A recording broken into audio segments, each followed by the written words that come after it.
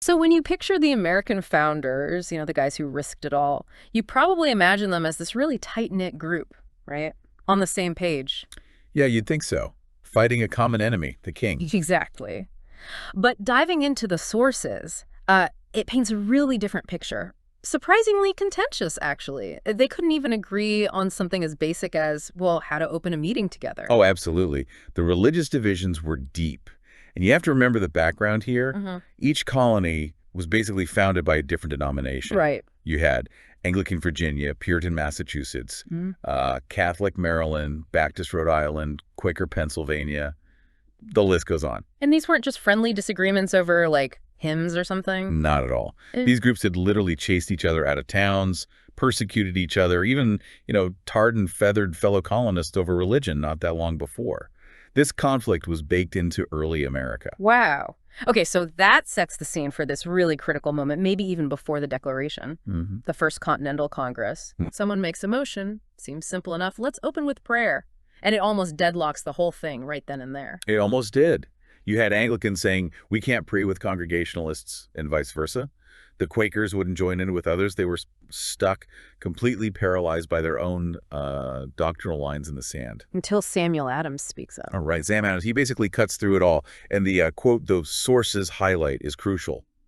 I'm no bigot, he says. I can hear a prayer of any man of piety who at the same time is a patriot of the nation. Patriotism over piety, for that moment at least. Exactly. Unity of purpose, that was the key. Hmm. So they called in Reverend Jacob Douche. He reads from the Psalms, Psalm 35, and then gives this extemporaneous prayer. And it worked. It more than worked. John Adams wrote about it. Apparently it was so moving that even the famously stoic Quakers had tears in their eyes. Washington was kneeling. Yeah. It created this moment of spiritual unity, even with all the theological differences still there. That's fascinating. It establishes this pattern from the very beginning: agree on the mission, even if the methods or beliefs differ. Okay, let's unpack this whole thing. Our mission today is to really dig into the sources and look at these two competing ideas of self-governance they were wrestling with. Right, the sort of default top-down monarchy versus this newer bottom-up covenant idea. And the tension that follows, between getting involved civically versus pulling back spiritually, that's the core dilemma we're exploring. So to really grasp how radical the American idea was, you first need to look at what the sources call the historical default for government. Which is? Pretty much always a hierarchy, a pyramid, ruled by fear, led by some kind of glorified gang leader, call him king, pharaoh, Caesar, sultan, whatever. And the sources point way back for the first example. Yeah, Nimrod. Yeah. Tower of Babel. Nimrod, okay. Right. What was his deal, according to this view? Well, Josephus wrote, as the sources mentioned, that Nimrod's whole goal was to consolidate power, to make people fear his government more than they feared God. It was about subordinating spiritual accountability to state control. So structurally, kind of the first globalist project in that sense, centralizing power, demanding loyalty above all else. You could argue that, Yeah. and this research traces that model expanding through history. It's always about centralized power, military force, crushing individual conscience, from ancient empires like Sargon's through Rome, right up to the British Empire where, the sun never set. Always the pyramid. Always the pyramid. But, and this is crucial, the sources highlight this major exception, an anomaly, the Hebrew Republic. Okay, this is where it gets really interesting. Tell us about that, this 400-year period. Yeah, it's the time between the exodus from Egypt and when they eventually demand King Saul. So for about 400 years, you have millions of Israelites with no king, no standing army, no big central government bureaucracy. How on earth did they maintain order? That sounds like chaos. Well, that's the radical part. The system, according to these sources, worked because every citizen was taught the law, God's law, and was held personally accountable to God for following it. So it wasn't about police on every corner. It was internalized, like an inner moral compass. Exactly. The idea was to build an inner conscience. You might have a chance to steal something, nobody's looking, but you hesitate. Why? Because you believe, truly believe, that God is watching you. It's personal accountability directly to the divine.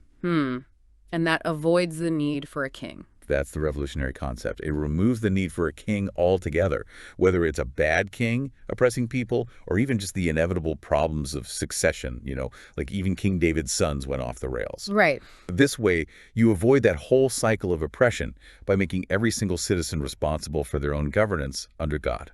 But it didn't last forever. Why did it fail? Understanding that seems key to why America ended up with a sort of elected king, a president, but with lots of checks. It failed, the sources argue, when the spiritual leadership dropped the ball. When the priests stopped teaching the law, stopped living it out. Any specific examples cited? Yeah, they point to the sons of Eli who were corrupt, and Levites who started messing with idols.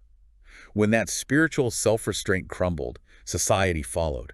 You get that famous line from the book of Judges. Every man did that which was right in their own eyes. Basically moral chaos. Total chaos. And then they go to the prophet Samuel and demand a king, like all the other nations. And the sources emphasize that God saw this not just as like a political request, but as a rejection of him as their king. Okay, so that sets up the big choice the founders were facing philosophically. You've got the European model. Right, divine right of kings. Power flows down from God to the king, who then rules the people. That's rooted in that post-Saul monarchy period of the Bible, top down. But the American Puritans, they looked further back. They explicitly rejected that. They reached back before King Saul to that Hebrew Republic model, self-governing, accountable directly to God. Bottom up, like a living tree, as you said. Exactly. Rights come from the creator straight to the individual. The king, the parliament, they're bypassed. That's the core idea behind covenant government. Let's zero in on those Puritans then, the old lights in the 1600s. They really pioneered this. How would you define that covenant form of government? Well, it rests on sort of three main pillars. One, rights come directly from God. Yeah. Two, accountability is to God. And three, society holds together through voluntary charity and mutual support. Voluntary being the key word there, not forced. Crucial difference, yeah. The sources really stress this. It wasn't involuntary socialism imposed by the state. It was individuals choosing to help each other out based on their faith commitment. That's what built community strength from the inside out. And how did this church idea translate into actual civil government? Like with the Pilgrims, they land way off course, no official charter for where they are. Right, they land at Plymouth, outside the bounds of their patent. Chaos could have erupted. So what do? They fall back on what they know. Their church structure, they draft the Mayflower Compact. It was just basically Them covenanting themselves together, creating a civil body politic. It was a voluntary agreement among equals under God, not a decree from some distant king. a powerful starting point. And we see this idea solidifying later in Connecticut. Oh, definitely. You have Thomas Hooker, pastor in Hartford, 1638. He gives this sermon, and it's foundational. He preaches, and this is the core idea, the foundation of authority is laid firstly in the free consent of the people. Consent of the governed, coming straight out of a sermon. Directly. And it wasn't just talk. That sermon became the direct basis for the fundamental orders of Connecticut. That was their constitution, basically, used all the way until 1818. Which is why they call Connecticut the Constitution State. That's the origin. It shows how deeply this church model, this covenant idea, influenced the American concept of government. Pastors founding cities, shaping laws. For them, politics wasn't separate. It was just the practical business of the city the polis lived out according to their faith. Okay, but then things shift a bit in the 1700s. This Puritan model, focus on law, structure, the plan, it starts to feel, what, a bit dry, legalistic? Yeah, the sources describe it as getting kind of rigid, maybe losing some of the heart. It became, as you said, only a plan. And that sets the stage for a major reaction or correction, the rise of the Pietists, the New Lights, during the First Great Awakening. So old lights versus new lights, what's the main difference in emphasis? It's a shift from right behavior following the law, the structure, to right feeling. The Pietists emphasized a deeply personal, emotional connection with Jesus, experience over institution. The spiritual pendulum swung, pretty hard. And this focus on intense personal spirituality, it created a kind of paradox, didn't it, when it came to politics? It really did. Many Pietists started to feel that to be truly spiritual, you had to withdraw from worldly things. And government was definitely seen as worldly, messy, corrupt. The German two kingdoms idea comes in here. Exactly. This concept gained a lot of ground, the idea that the spiritual kingdom is pure and separate and shouldn't get contaminated by the earthly political kingdom. Keep them apart. But wait, the sources seem to argue that this withdrawal itself has consequences. If the good people leave politics, Creates a vacuum, right? It becomes a self-fulfilling prophecy. If everyone focused on ethics or spirituality decides government is too dirty for them, then who's left? The less ethical, perhaps, they fill the void. And there's a serious warning attached to this. A very serious one cited in the sources, looking at the German church in the 1930s. Widespread withdrawal, focusing inward on spiritual purity, while Hitler consolidated power. Many churches were silent, just trying to sing louder, while the state became increasingly hostile.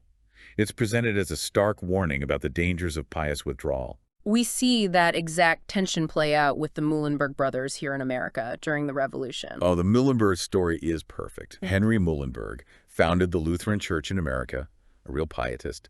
He has these two sons, John Peter and Frederick Augustus, both become pastors. Okay. Then Patrick Henry gives his liberty or death speech, and it lights a fire under John Peter. And he does something pretty dramatic. He does. January 1776, Woodstock, Virginia. He's preaching from Ecclesiastes, a time for everything, a time to preach, a time to fight. He finishes the sermon, looks out at everyone and says, "And now is the time to fight." Wow. And then bam, throws off his black clerical robe right there in the pulpit. He's wearing the uniform of a Continental Army colonel underneath. Leads 300 men from his church straight out to join Washington's army. That's about as involved as you can get. Pastor turned colonel. How did his brother, the other pastor, Frederick, react? Frederick was horrified, absolutely appalled. He wrote letters to John Peter, basically saying, what are you doing? As a preacher, you have nothing to do with these worldly matters. He was firmly in that withdrawal camp. So what changed his mind? Reality hit him hard. The British invaded New York, marched through his town, and burned his church to the ground. Ouch. Okay. That tends to focus the mind, right? Frederick realized that if you completely ignore government, government won't ignore you. It can dictate whether you can worship or even destroy your place of worship. So he changed his tune, ran for Congress, got elected, and became the first Speaker of the U.S. House of Representatives. Incredible. So both brothers, coming from different perspectives on involvement, end up deeply shaping the new nation. And the irony, or maybe the lesson, is that both of them were instrumental in getting the First Amendment passed. These two pastors, one who initially thought politics was beneath him. So the argument is they wouldn't have voted to silence themselves, right? The First Amendment wasn't about telling citizens to be quiet about faith in public life. Not at all. The sources argue strongly it was meant as a handcuff on the federal government, stopping it from establishing a national church like the Church of England, stopping it from interfering with the states or individuals. It was preventing a new King George, not demanding citizen withdrawal. They fought for the freedom to participate, not the freedom from it. Okay, that brings us right up to today. If America is set up as a republic, where the citizen is effectively the sovereign, the co-ruler, what responsibility comes with that, especially regarding this idea of silence? This is where the sources bring in a really powerful legal and ethical principle. Silence equals consent. The rule of tacit admission. Tacit admission. Okay, let's break that down. It sounds legalistic, but it seems to apply everywhere. It really does. Start with biblical law. Numbers 30 is cited. A father's silence means he consents to his daughter's vow. Or Leviticus 20, even more starkly. If the community closes its eyes to something horrible like child sacrifice, the whole community faces consequences. They don't have to do the evil thing, just ignoring it is enough. Ignoring it, being silently complicit, yes. It's about the sin of omission. Aaron is another example they bring up. Aaron, Moses' brother. Yeah. In Numbers 20, God tells Moses, speak to the rock to get water. Moses gets angry, hits the rock twice instead. Aaron is standing right there, high priest. Says nothing, doesn't correct Moses. And the consequence? God holds both of them responsible. Neither gets to enter the promised land. Aaron's silence, his failure to speak up when he should have, made him culpable alongside Moses. Wow. Okay, and this isn't just ancient history, it's woven into our laws today. Absolutely. Think about property law adverse possession. Someone squats on your land, you know about it, you do nothing for years.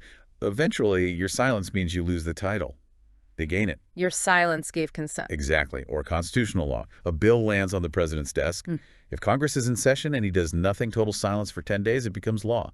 His silence is his signature, his consent. It really forces you to think about the ethics of just standing by. It does. And the sources connect this to Martin Luther King Jr.'s point. He who accepts evil without protesting it is really cooperating with it. That pietist impulse to withdraw, however well-intentioned, can effectively become cooperation with the status quo, even if the status quo is unjust. And the Puritans' theological guide, Calvin. Calvin taught, and they followed this, that you shouldn't obey earthly authorities if they command something against God's law. You have a duty to resist, or at least not comply. So the core argument comes through. In a system where you are supposedly the ruler, like a republic, your inaction is an action, your silence is consent. So the synthesis here is, If you value the freedom to practice your faith personally, that very freedom requires you to be involved civically, to protect it. That's the argument laid out. The way to counter big centralized power isn't necessarily more big protest, it's local involvement. Get involved where you live. The sources point out the irony. Way more people show up for church on Sunday than vote in their local school board election, which might actually have a bigger impact on their daily lives and kids' futures. So wrapping this part up, the foundation America was built on, according to these sources, was this Hebrew Republic idea, active, moral, self-governance by everyone. That was the model. And the ongoing challenge is to avoid that temptation towards pietist silence when things go wrong, when injustice happens, or when bad policies are being made. Which takes us, maybe surprisingly, all the way back to fundamental questions about free will and even the nature of God. Yeah, it's fascinating how the sources connect this. They describe God as, infinitely powerful, controlling the entire universe, 93 billion light years, stars bigger than our solar system, time, space, matter, everything. Okay. Everything, that is, except one thing: your will. Because for love or relationship to be genuine, it has to be voluntary. You can't force someone to love you. So free will is essential for genuine relationship. How does that relate back? Well, the argument goes that's why God sort of hides himself, veils himself behind creation. If he showed up in raw, overwhelming power, our response wouldn't be faith or love. It would be involuntary submission, like sheer terror or awe. The sources use an analogy. Yeah, like the billionaire son who goes to college driving an old beat-up car, wears ripped jeans. He hides his status because he wants to know if someone likes him, not his father's money or power. God wants a voluntary response of faith, not coerced obedience. And that ties back to justice and silence. Perfectly, because God is also described as infinitely just. He must judge sin. If he saw injustice and remained silent, that silence would imply consent, approval. He would violate his own nature. He cannot be passively complicit. Which is why, in that theological framework, there had to be a judgment, a payment. Exactly. The voluntary sacrifice of the lamb addresses that required judgment. But it all comes back to this idea of voluntary action, responsibility, and the danger of silence. So the final thought for us to chew on, based on all this, if silence equals consent, both in law and arguably in theology, what does our quiet mean? What are we consenting to, maybe without even realizing it, in the world we're shaping or allowing to be shaped for the next generation?